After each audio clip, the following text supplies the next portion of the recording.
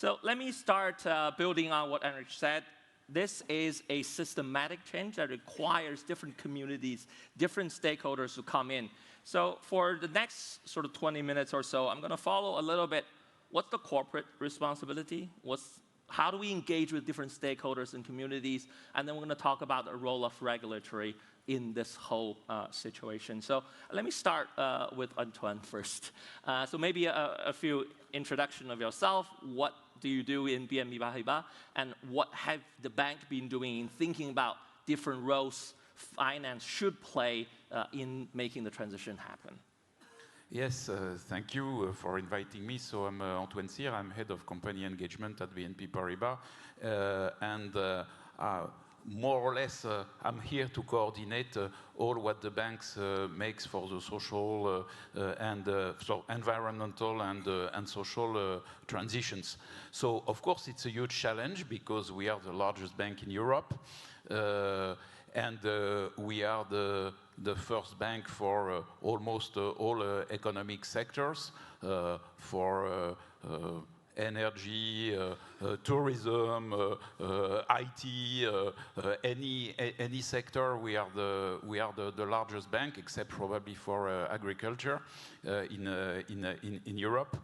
And yes, we have to change a lot of things, and we know it. So we have been challenged over years for our capacity to change our model of financing the energy sector. And all in all, we found it was a very interesting and probably a feasible challenge to start with. Because energy accounts for around 3% of our activity, and 15 years ago, our financing to energy was almost entirely fossil energy, because there was almost entirely fossil energy. So we took the challenge within these 3% of our activity to completely replace financing of fossil energy by renewable energy, which is what we are trying to do. And honestly, we are now very well on our way, since if you take the stock of credits, which includes credits that were given a long time ago, we are already at 65% of our credits for low carbon energy. But this is the stock, and if you want to make the stock move, you have to be much more steep in the effort you do to move the flow.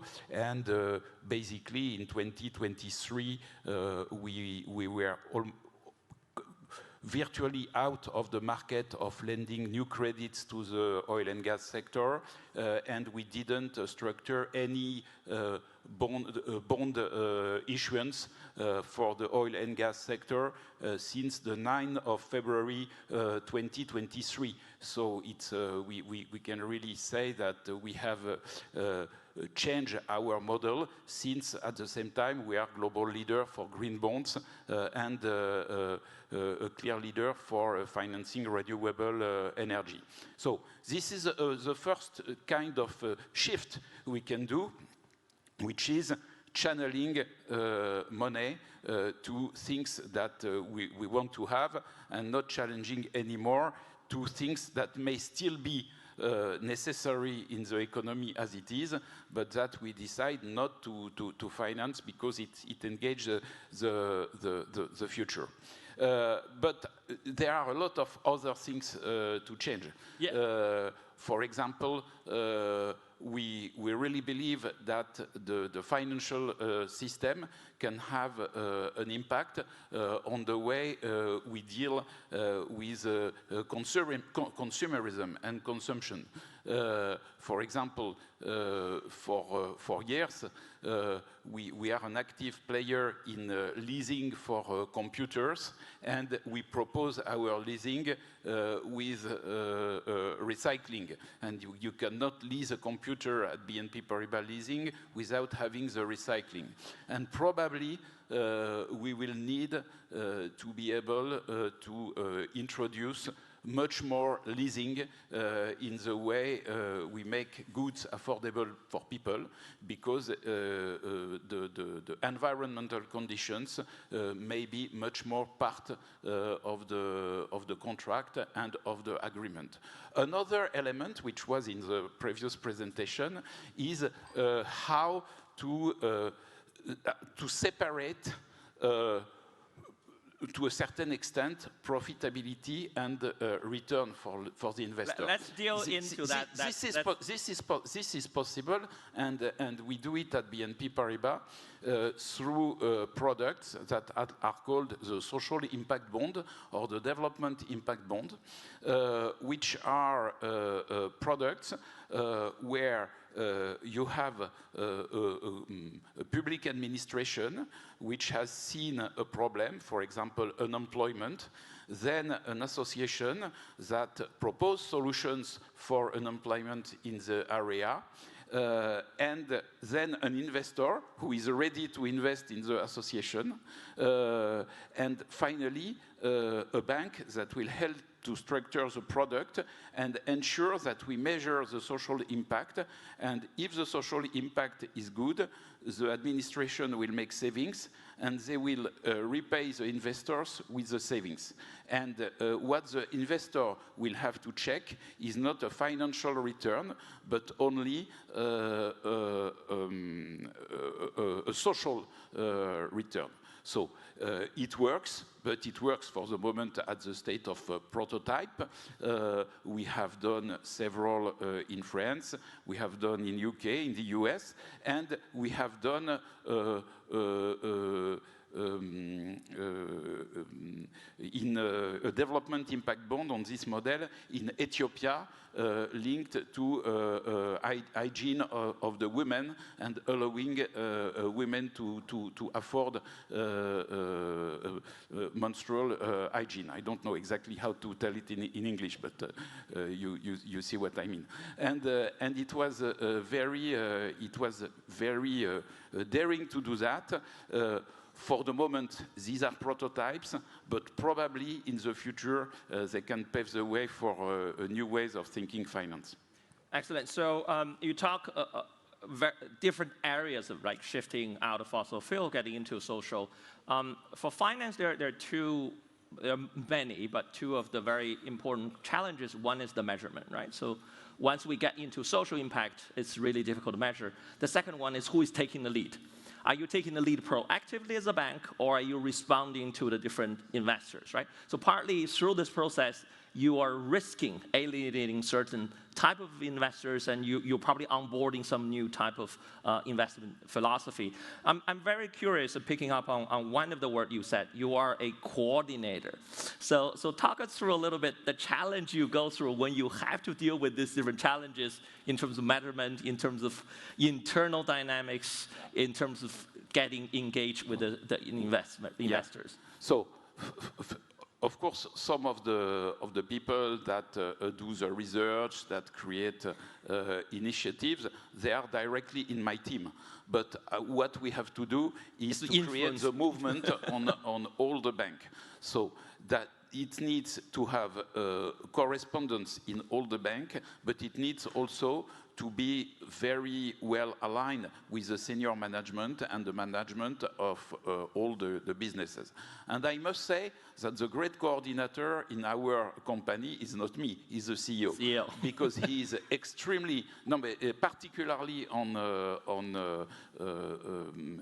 climate and biodiversity and social issues, he is very active, and all the people, I am part of the executive committee, but all the members of the executive committee are very active on this topic. Maybe one thing we have done, which has been very important, is that we have been massively training our people on these topics. We have created a sustainability academy that involves everybody. We are one of the companies in France where we have the largest number of people who did what is called la fresque du climat, the climate fresque. Of course, it's not sufficient at all. You need to have true trainings afterwards. We have already 80,000 people who have been trained to real climate stuff and how we can really contribute at BNP Paribas.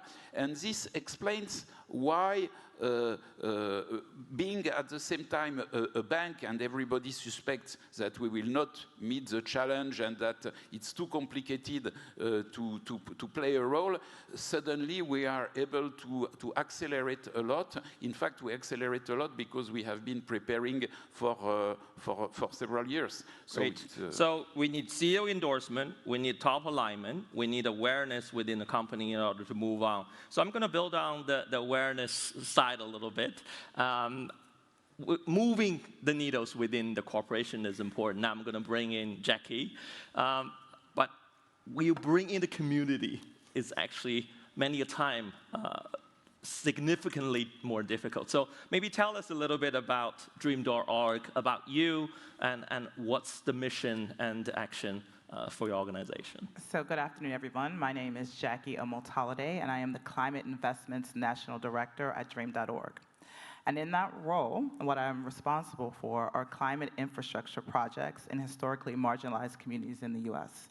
And so what does that mean? It means that we are looking at communities that traditionally have been marginalized, so that they are redline communities in terms of socioeconomic demographics. They usually have like the lowest. Energy burdened communities, communities that were historically next to like coal and also fossil fuel producing energy, and engaging in conversations with them in terms of reimagining what their communities look like. And then using both the public and the private partnerships to actually drive infrastructure projects that are centered on their wants and needs, and also their economic and health development. So what does that look like in practice? As most of you know, there's been a series of climate bills under the Invest in America agenda, under the Biden administration, including the Inflation Reduction Act, the bipartisan infrastructure law. So it is using those funds, right, many of which are tax credits, in a catalytic way to drive investment from the private sector. So what I call myself also as a coordinator in terms of having conversations with communities about reimagining what they want, having conversations with financial institutions, both like the big banks, but also the community development financial institutions, which do have some histories in some of these communities. And it's also bringing in private equity and angel investors all together to have conversations about like, what does it look like? What does the measurement look like? And how do we do it in a way that empowers community and also builds community wealth? Because we talk a lot about what the projects will actually do, reduce energy burden. We talk about all and a lot of work, what I do is in the renewable energy space, right? And bringing communities up to par. What are they interested in? What are they not? When you get to like nuclear and hydrogen, it becomes like more problematic. Solar and wind are a little bit more digestible for some communities. So having real conversations about like what that look like and what models do we need to develop to ensure that it is a win-win. And again, a lot of it is examining what community ownership over those products look like. But then also having real conversations in terms of with the big banks about what products need to be developed and how they need to engage in communities, right? Reassessing what risk. I always say probably 3/4 of my life is talking about like risk and what risk means in a historically marginalized community, but also what some communities, when I say risk, I mean risk from the side of a private financial institution, but also from communities who have a very distrustful relationship with both big banks, but also in taking on debt, right? Like, I mean, I grew up thinking debt was always a bad thing, right? And now I stack it all the time. You don't want to live with a burden. Yes, exactly. So really having those real transparent conversations and doing it rapidly, because if you don't know, November an election is coming, right?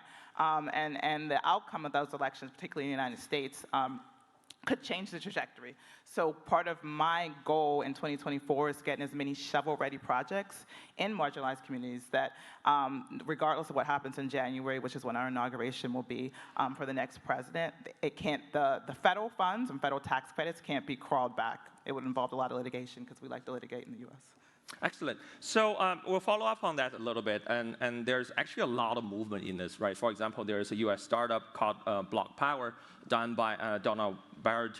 So he actually talked about, so this is a power solution trying to electrify homes for marginalized communities and some of the suburban, different intercities.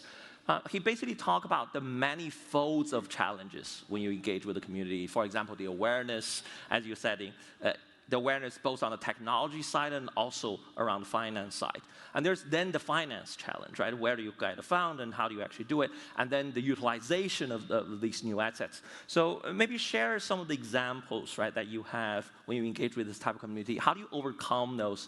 And how do you really contextualize your offer and help the banks, for example, contextualize your offer through this true community engagement?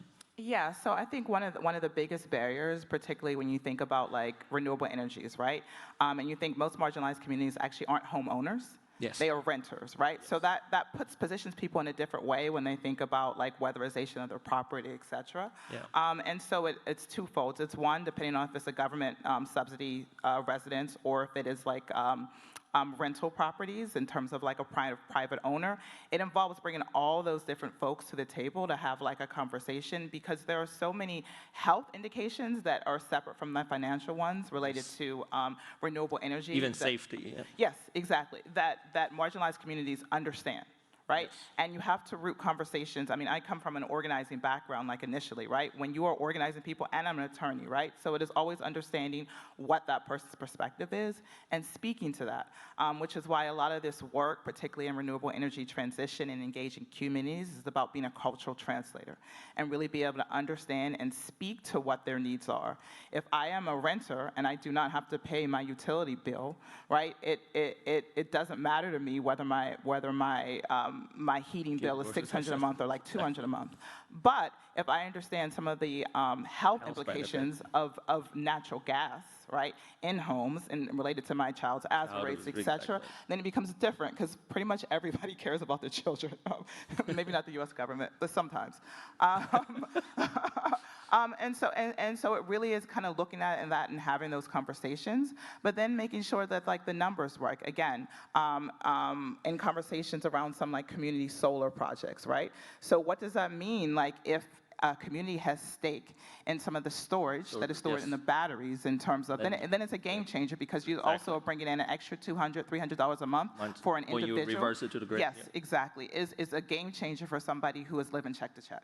Excellent. So we have been studying ecosystem and stakeholder engagement for a long time. I think you just highlighted some of the key principles. Number one is you can't have a central mechanism and try to expand. And that's not the right way to approach stakeholder management. As you said, the cultural translator is to understand the context in which you're in order to translate the strategy to be benefiting to the community.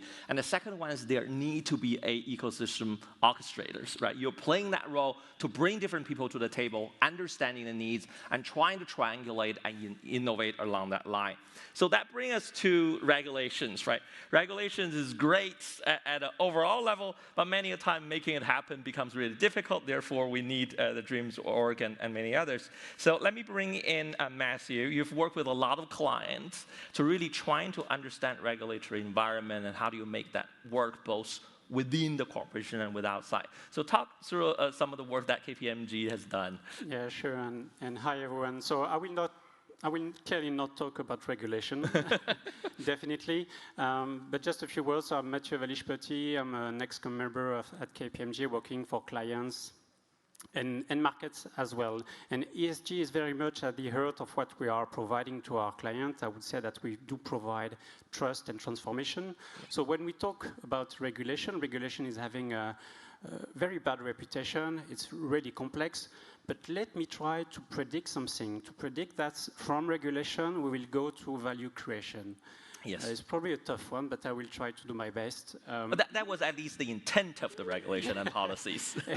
Exactly. So what we see is clearly our clients shifting towards ESG topics, but we see a gap of transition, a gap of maturity between large corporate, public corporate, and small or mid-sized companies, in French, ETI, we see clearly a gap of a shift, which we can explain by a gap of regulation, because currently the regulation is primarily towards public companies.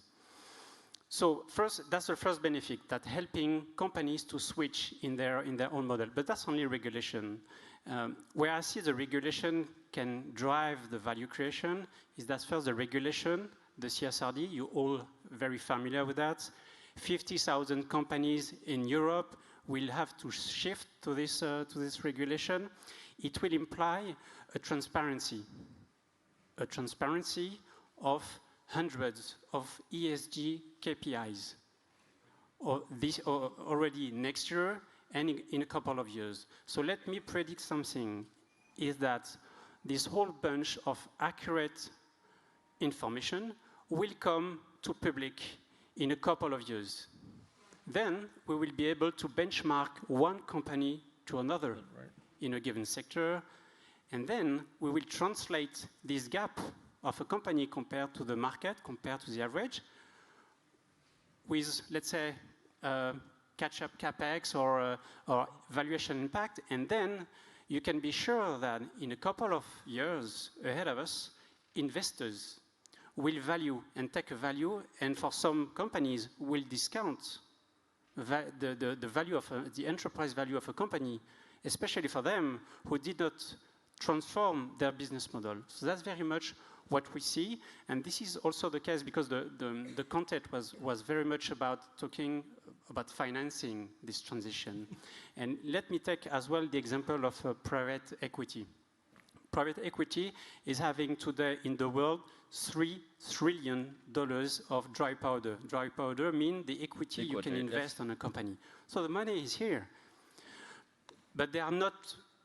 They won't be happy me saying that. They are not transforming their business. They are very much today in the compliance side. Exactly. But they have the power to transform their business. So we need to demonstrate at KPMG, and we have complex model, that there is a return, not only a return on ESG KPIs, but more importantly, or at the same importance, a return on investment, a financial return, to convince them that there is a business case, a financial business case, that there is value at the mid to long term.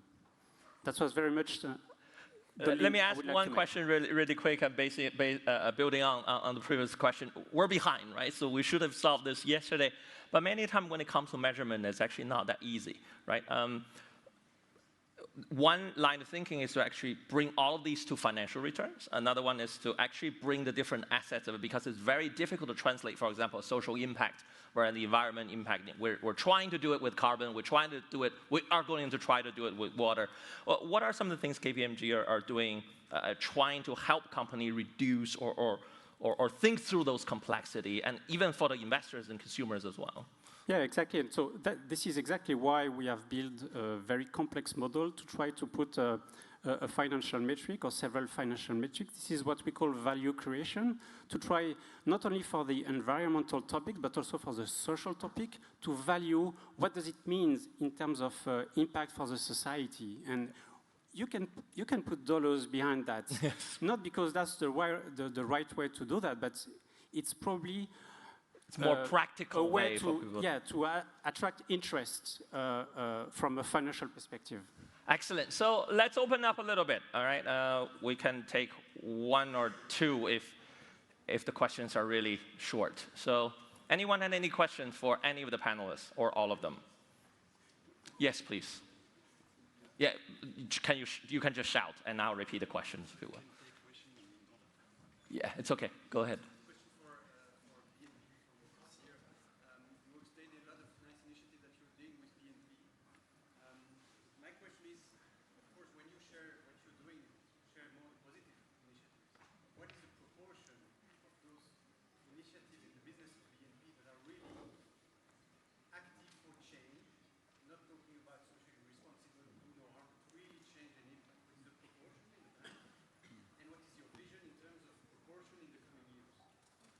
Yes, it's an essential question, and it goes back to the fact that we are a bank, not an investor.